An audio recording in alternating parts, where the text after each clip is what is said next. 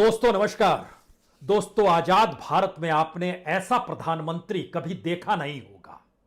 एक ऐसा प्रधानमंत्री जो इस देश को अंधेरी गुफा में ढकेल कर नहीं निकला, बल्कि वो जान रहा था, समझ रहा था कि धीरे धीरे देश एक अंधेरे में समा रहा है। यहां पर लाशें बिसती चली जा रही हैं, लोगों की मौत बढ़ती चली जा रही है, लेकिन उसी रवानगी के साथ चुनावी रैलियों में वह कूदता चला गया, चकाचौंध परोसता चला गया। मरने वालों की तादाद बढ़ती चली गई तो उतना ही जोश और उसी हर्षोल्लास के साथ चुनाव प्रचार में उसने आपको लगा दिया।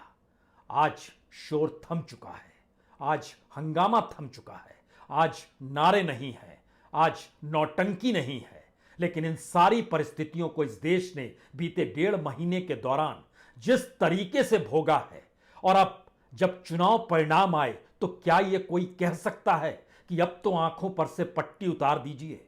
क्योंकि आज हम आपके सामने परत दर परत और पन्ने दर पन्ने उन परिस्थितियों को रखना चाहते हैं। क्या वाकई किसी देश का प्रधानमंत्री अपने ही नागरिकों की मौत को अनदेखा कर चुनाव जीतने के लिए, सत्ता पाने के लिए उसकी कुलबुलाहट इस हद तक बढ़ जाए कि जैसे जैसे वो आगे बढ़े वैसे वैसे पीछे मौतों का सिलसिला बढ़ता चला जा रहा है, लेकिन उस दिशा में वह देखे ही नहीं।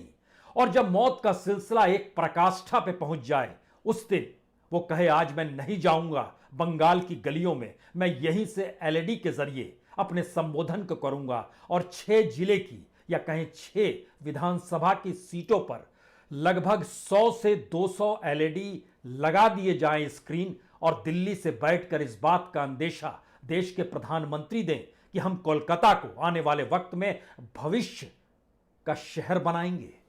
यह कौन सी परिस्थिति है जब देश लगातार परिवार दर परिवार, समाज दर समाज और जिले और राज्यों के भीतर भी मौतें हो रही हैं। देश के गृह मंत्री को भी फिक्र नहीं, कैबिनेट मिनिस्टर्स को फिक्र नहीं, मुख्यमंत्रियों को फिक्र नहीं, और इस देश की सामाजिक संस्था और सांस्कृतिक संस्था खुद को कहने वाली आरएसएस भी बंगाल के जिले दर जिले अपने आप को झोंक चुकी है।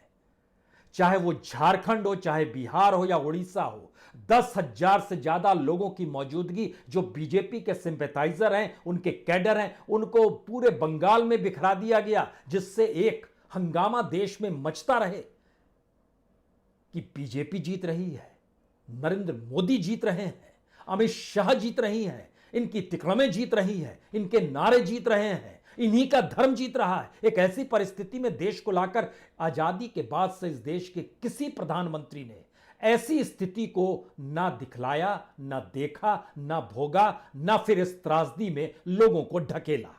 तो हमें लगता है कि आज पन्ने दर पन्ने खोल लीजिए, क्योंकि इतनी बुरी हार के बाद भी अगर देश के प्रधानमंत्री अपनी आंख से पट्टी नहीं हटाते हैं, देश के गृह मंत्री अब काम करना शुरू नहीं करते हैं, और कैबिनेट मिनिस्टर्स जो इशारे पर, निर्देश पर एक साथ चले जाते हैं चुनाव प्रचार के लिए, अपने अपने मंत्रालय में लौटकर इस देश की परिस्थितियों को बचाने में अब भी नहीं लगेंगे तो कब लगेंगे? इस देश ने इस देश की ऐसी परिस्थिति देखी आज से नहीं। याद कीजिए, नमस्ते ट्रंप से यह मामला शुरू हुआ था। उसके बाद मध्य प्रदेश के चुनाव सामने थे, संसद चलती रही, कई सांसद पॉजिटिव होते चले गए, लेकिन जब मध्य प्रदेश चुनाव की परिस्थितियों से पल्ला झड़ गया तो उसके बाद ही संसद को संजाई किया गया। इतना ही नहीं, उसके बाद बिहार इलेक्शन में 18 रैलियां प्रधानमंत्री की, जानते समझते हुए कि अब का मौका है कि आने वाले वक्त में कैसे खुद को सहेजा जाए। नहीं, बंगाल, 5 राज्यों के साथ बंगाल की परिस्थिति को कुछ ऐसा उसकी चकाचौंध ने प्रधानमंत्री को लपेट लिया कि हमें लगता है कि आज आपको हर पन्ने खोलने चाहिए। प्रधानमंत्री अप्रैल के महीने में, अप्रैल का महीना हम खास तौर से इसलिए जिक्र कर रहे हैं, हालांकि मार्च में भी उन्होंने चुनावी रैली की। मार्च की तारीख याद कीजिएगा तो 7 मार्च, 18 मार्च, 20 मार्च, 21 मार्च, 24 मार्च, इन जगहों पर प्रधानमंत्री बंगाल पहुंचे थे रैली करने के लिए। लेकिन हम अप्रैल से आज शुरुआत करते हैं। जरा देखते चले जाइए कि देश के प्रधानमंत्री का क्या हाल है और देश के गृह मंत्री का क्या हाल है, इस देश की पूरी मिनिस्ट्री का क्या हाल है। क्योंकि 50 से ज्यादा रैली, रोड शो, घरों में भोजन करना, यह देश के प्रधानमंत्री और गृह मंत्री ने पश्चिम बंगाल में किया है। लेकिन प्रधानमंत्री की 2 अप्रैल की रैली और देश में 714 लोगों की मौत 2 अप्रैल के दिन ही हुई, लेकिन प्रधानमंत्री यहां से उड़ान भरते हैं और चले जाते हैं बंगाल चुनावी रैली करने के लिए। उनके एक भी शिकन चेहरे पर उस रैली में भाषण देते हुए नहीं आती है। 3 अप्रैल दूसरी रैली करने प्रधानमंत्री निकलते हैं बंगाल। अगले ही दिन 513 लोगों की मौत 3 अप्रैल को होती है। 6 अप्रैल को निकलते हैं तीसरी रैली करने, अप्रैल के महीने में 630 लोगों की मौत होती है इस देश के भीतर में।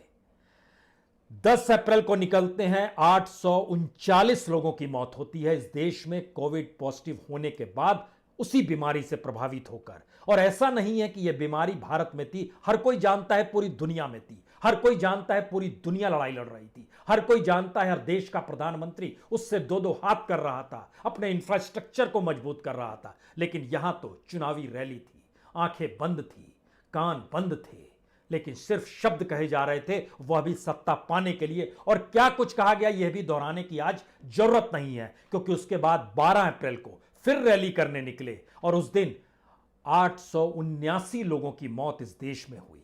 17 अप्रैल को फिर रैली करने निकले और इस बार आंकड़ा 1500 को पार कर गया था। 1600 लोगों की मौत 17 अप्रैल को होती है।